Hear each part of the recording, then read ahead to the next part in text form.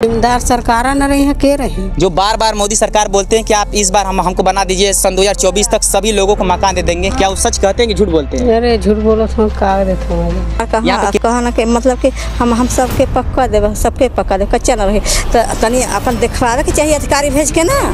हाँ। जय हिंद साथियों, इस वक्त हम बबुरी थाना क्षेत्र के अंतर्गत पांडेपुर बुधवारे गांव में है और आपको पता है कि शुक्रवार की रात 12 बजे ये मकान गिर गया था और इसी मकान के नीचे एक पिता और एक बेटे की मृत्यु हो गई थी। और अगर आप देखेंगे तो देखिए अभी भी वो खटिया है जिस पर पिता और पुत्र सोए थे और इसी खटिये पे उनकी मृत्यु हो गई थी। आप जानते हैं कि इस भारत में उत्तर प्रदेश में चंदौली जनपद में किसी भी गरीब की जान जाना बहुत ही आम बात है। जब उसकी जान जाती है तो बहुत सारे लोग आते हैं और मौके पे जो परिवार होता है उसे शोक व्यक्त करते हैं, बहुत दिलासा दिलाते हैं और फिर चले जाते हैं। लेकिन कभी भी ये नहीं सोचते हैं कि ये घटनाएं जो होती हैं ये किस कारण से घटना होती है। आगे अभी अगर आप देखेंगे तो देखिए ये सारा देखिए घर देखिए ना, जो कच्चा मकान है अभी भी ये सब बचा है कि मतलब अभी भी अब घटना हो सकती है, क्योंकि आप जानते हैं कि बारिश का मौसम है और कोई भी परिवार हो उसमें सोएगा ही, क्योंकि उसके पास कोई कारण नहीं है। इतने सारे यहाँ पे नेता लोग आए, अगर आप देखेंगे यहाँ पे कंडीशन कि अगर वो 5-5, 10-10 हज़ार का भी अगर सहयोग करके जाते तो कम से कम ये ईंटा लगाकर यहाँ पे टीन शेड लगा लेते हैं और इस जर्जर मकान में नहीं रहना पड़ता। क्योंकि लोग बता रहे थे ना कि उतना हिस्सा गिर गया था जिसके नीचे पिता पुत्र सोए थे और उसके बाद ये हिस्सा गिर गया। और देखेंगे देखिए पीछे देखिए बहुत सारा इनका घर अभी भी मिट्टी का है जो जर्जर है और कभी भी गिर जाएगा। इसमें जो लड़कियाँ हैं खाना बना रही हैं और परिवार रह रहा है अभी भी, मतलब सारी घटनाओं को अभी भी बुलावा दे रहे हैं लोग।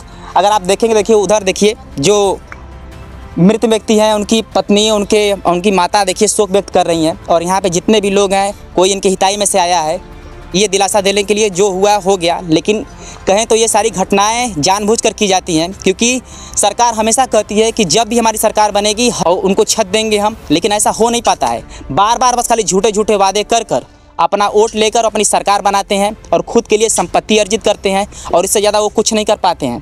क्योंकि जानते हैं कि गांव में जो ग्राम प्रधान होते हैं, सेक्रेटरी होते हैं, जो लेखपाल होते हैं, जो एसडीएम होते हैं, उनका राजस्व टीम हर गांव में जाकर कम से कम निरीक्षण करना होता है और सिर्फ कागज़ों पे कार्रवाई करके दीवार पे छापना नहीं होता है कि आप छाप दीजिए इतने सारे लोगों का हमने सर्वे कर लिया है। अगर आप सचमुच अगर लोगों को मकान दे देंगे ना तो कभी ये सारी घटनाएँ भी नहीं हो पाएंगी। अगर आप दृश्य को देखिए कितना मोटा अगर जिस पे मट्टी का गिरेगा वो कभी भी उसका जान नहीं बच पाएगा। आप देखिए वो खटिया देखिए, वो पंखा देखिए, वो लोग लगाकर बस खाली ये उम्मीद में सोच रहे थे कि हम लोग अपने मकान में सो रहे थे, लेकिन उनको ये नहीं पता था कि यही मकान गिरेगा और हम लोग मर जाएंगे। और इस गांव के सारे लोग यही कह रहे हैं कि बहुत दुख के साथ कहना पड़ रहा है कि 2 लोगों की मृत्यु हो गई। लेकिन कभी भी जब गाँव वालों को ना मिलकर किसी के सहयोग करना होता है तो कभी करते नहीं हैं, बस बाद में कहते हैं कि बस हमको बहुत दुख है। लेकिन असलियत बात है किसी को कभी दुख होता नहीं है। जिसके घर के व्यक्ति मरते हैं सिर्फ उन्हीं को दुख होता है और किसी को भी दुख नहीं होता है। अगर आप इधर देखिए राहत के नाम पे सिर्फ ये देखिए तिरपाल है कि इसमें परिवार सोएगा। आप ही बताइए कि जब बरसात आती है तो इतना तेज़ से आंधी तूफान आता है, इस तिरपाल के अंदर कौन रह सकेगा? कोई नहीं। यहाँ पे जितने भी लोग आए अगर 5-5, 10-10 हज़ार का अगर वो लोग अगर योगदान भी किए होते, जो बड़े बड़े नेता हैं जिसको लोग जिला पंचायत विधायक कहते हैं, तब भी यहाँ पे एक टीन शेड लग जाता, इनका परिवार आराम से रहता। अगर अभी आप देखेंगे तो देखिए इसी जर्जर मकान के नीचे देखिए एक व्यक्ति सो रहे हैं, देखिए वहाँ पे एक महिला बैठी हैं। अगर अभी गिर जाएगा तो फिर प्रशासन कहेगी कि उन लोगों का जान गया है तो उन लोगों की वजह से गया है, लेकिन इसमें वजह उनका नहीं प्रशासन का है। क्योंकि यहाँ पे इतने सारे लोग भीड़ में लगा कर आए लेकिन एक बार भी नहीं सोचा कि अभी भी आधी बारिश बाकी है। आप दादी क्या कहना चाहेंगी? ये सारी घटना हो रही है, इसमें कौन जिम्मेदार है? जिम्मेदार सरकार न रही है के रही जो बार बार मोदी सरकार बोलते हैं कि आप इस बार हमको बना दीजिए, सन 2024 तक सभी लोगों को मकान दे देंगे। क्या वो सच कहते हैं कि झूठ बोलते हैं? अरे झूठ बोलो तो का देते हैं। यहाँ पे कितने सारे नेता हैं कुछ वादा करके गए हैं? बहुत जने न कहीं न के। दोस्तों यहाँ पे लोग बता रहे थे कि ये घटना हो जाने के बाद यहाँ पे बहुत सारी भीड़ लग गई, बहुत सारे मीडिया कर्मी आए थे, सारे नेता प्रेता लोग आए थे और उन्होंने कहा कि आवाज़ पास हो गया है। अगर आप गांव में देखेंगे ना तो वहाँ पे खूब पीला सा पोत कर उस पर सभी लोगों का सूची बन गया है, कितने सारे लोगों का नाम बना है। आप ही बताइए कि नाम लिखने से क्या होगा?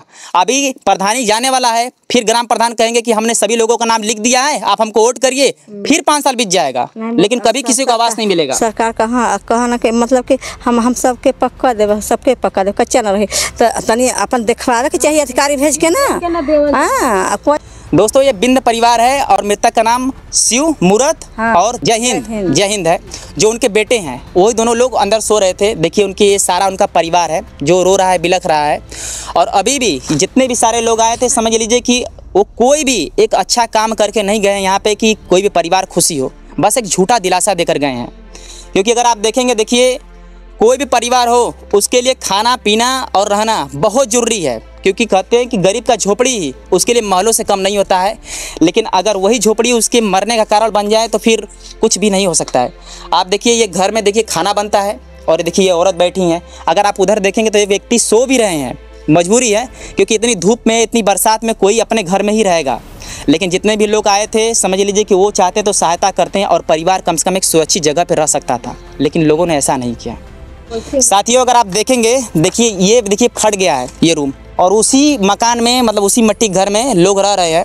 देखिए वो भी कभी भी गिर सकेगा। लेकिन आप भी सोचिए कि इस मौसम में कोई ना कोई कहीं ना कहीं तो रहेगा ही, जिसके पास जो साधन है उसी में रहेगा।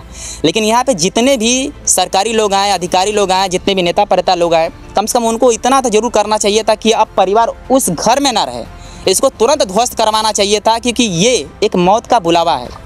देखिए ये यही मंजर है, ये खपड़े का मकान है। और इस गांव में यही मकान नहीं, इस गांव में कम से कम 50 ऐसे मकान हैं जो जर्जर हैं, जो मिट्टी के हैं, खपड़े का है।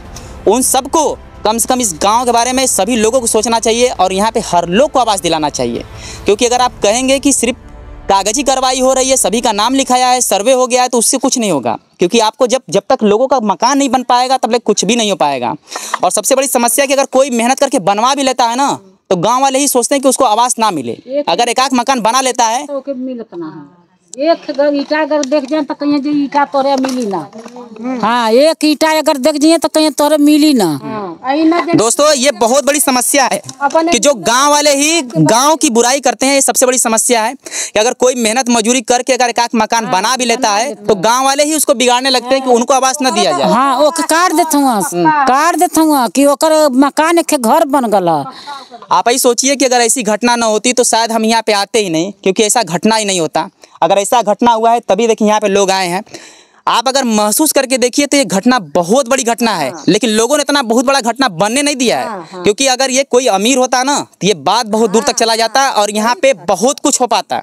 लेकिन गरीब ही है, उसके जिंदगी और मौत का कोई भी कीमत नहीं है। वो जब भी मर जाए बस उसके एक दिन तक, जब तक उसका अंतिम संस्कार नहीं होता है, गांव में बहुत मातम होता है। तो उसके बाद सभी लोग हंसने बोलने लगते हैं और सारा खेला खत्म हो जाता है।